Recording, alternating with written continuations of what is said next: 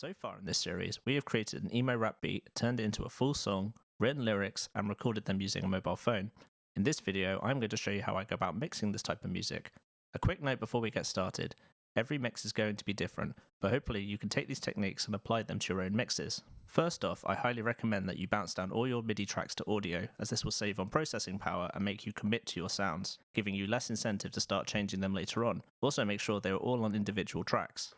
I also recommend going to the audio settings and turning up the buffer size as high as possible, as we aren't going to be tracking anything else you would need to hear in real time. First off, make sure the audio clips are all starting at the right time. There's nothing worse getting later on and finding something coming in a beat too early or a beat too late. Before we start, I want to mention the importance of breaks.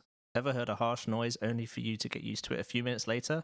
This is called ear fatigue. This will happen in your mix when you listen to it for too long. When you listen back to the final mix, you will realize it won't sound as good because your ears have blocked out the horrible frequencies. I recommend every 10 minutes just listening to something else or taking a break. You will pick up on problems much quicker. Now we're going to add AutoTune to our voice using a free plugin called Vocolo.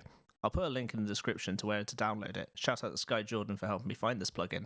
Controls on this plugin are pretty straightforward. Preset controls what type of auto-tune effect you're going to get. If you want that T-Pain style effect, use the hard setting. If you're more confident with your vocal abilities, then I recommend using the natural setting. Key and scale determine which notes the plugin will quantize your voice to. If you know the key, then set it to that. If you're unsure, go through the drop-down list until you find something that you are happy with. For my project, I set it to C# minor as I wrote the song in D minor before dropping all the melodic elements down a semitone.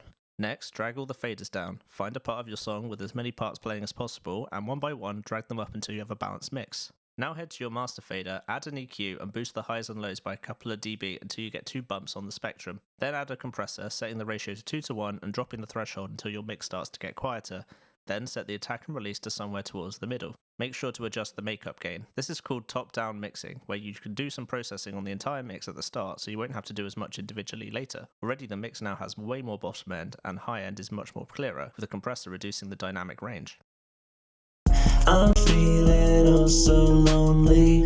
Check my phone and no one's calling. Depression's creeping slowly. In time it will consume. I'm feeling oh so lonely. Check my phone and no one's calling. Depression's creeping slowly. In time it will consume me.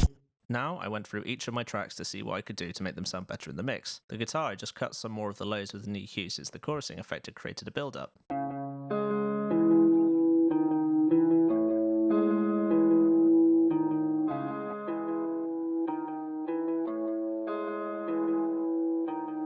The clap, I cut some of the high frequencies and added a reverb to make it sound less dry.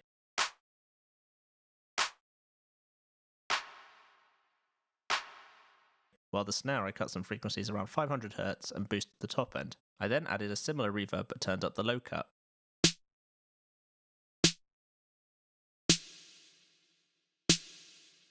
The kick, I cut the lows and boosted around 2K to add some more attack to the beta sound.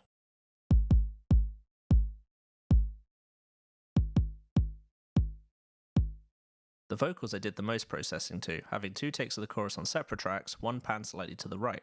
On both of them, I cut the low frequencies with an EQ and boosted around 1K. I then added a compressor to reduce the dynamic range before adding a very short delay to make it less dry. I'm feeling oh so lonely. Check my phone and no one's calling.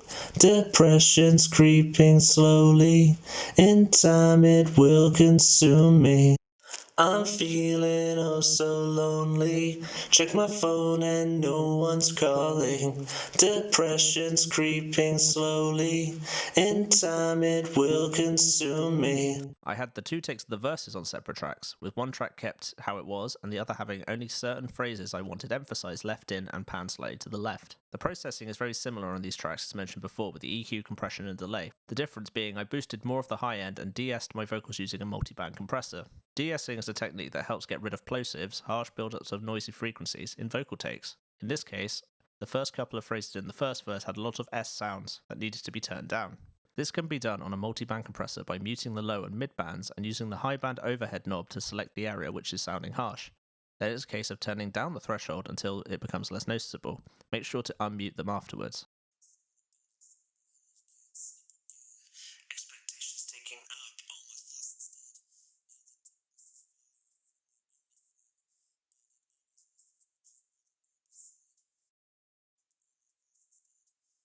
Darkness is far from my only friend, but it always listens, which is more than can be said. Side of the bed, inside of my head, can't sleep again. Expectations taking up all my thoughts instead.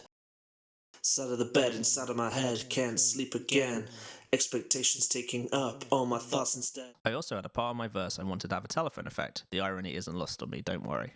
On the EQ, I boosted around 2k and turned the rest of the bands down, leaving a very pronounced mid-range. I then added a distortion to introduce more harmonics to make up for the ones we just took out. Finally, I added a longer delay, which I then added some automation to, so it would only repeat on the last words.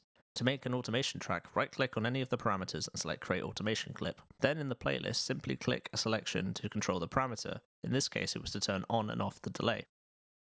I'm running out of time. Now it's time to listen to your mix on different speakers. If you have been using your laptop speakers to mix, bounce out a version and listen to it on headphones or on your phone to see how it translates. When someone on the internet listens to your song for the first time, they are not going to have exactly the same equipment you do. Take some notes on what sounds different on these devices and adjust your mix accordingly. Finally, when you're happy, bounce out your track as a WAV file. Now in a separate project, load your audio file in with another song that's already released. I'm sure I don't need to tell you how to do that. Now compare levels. Is your mix much quieter than the other song? To sort this out, we need to master it. I won't go into all the details on what mastering is, but basically it's volume checking your song against a commercial song and making sure it's about the same. This means if your song comes on after another song, the listener doesn't have to adjust their volume to compensate. To do this, load up Maximus for the plugin selector and select the Clear Master preset. Bounce out your song with this plugin on. I'm feeling oh so lonely. Check my phone and no one's calling. Depression's creeping slowly. In time it will consume me. And that does it for today. We now have a song ready to release. Next time we'll be making artwork for the release and uploading it to SoundCloud. Thanks for watching. Bye.